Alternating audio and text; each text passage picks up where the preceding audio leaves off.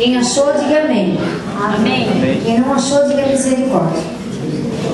Eclesiástico 32. Na Bíblia da Ave Maria, para dar uma chance, é a página 908.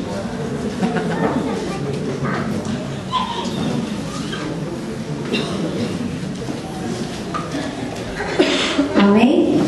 Amém. Misericórdia? Não, amém? Amém. A palavra diz assim: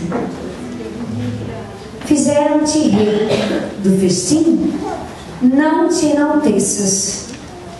Sê no meio dos outros como qualquer um deles. Ocupa-te com eles e em seguida senta-te.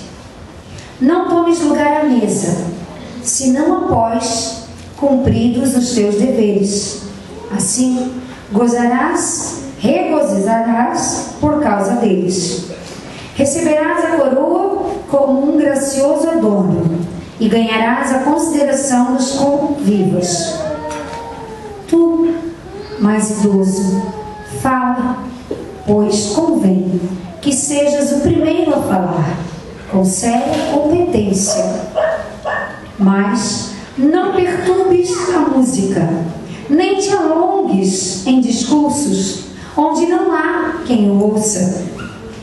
Não te engrandeças sem propósito por causa da tua sabedoria. Como uma pedra de rubi engastada no ouro, assim é a música no meio de uma refeição regada a vinho.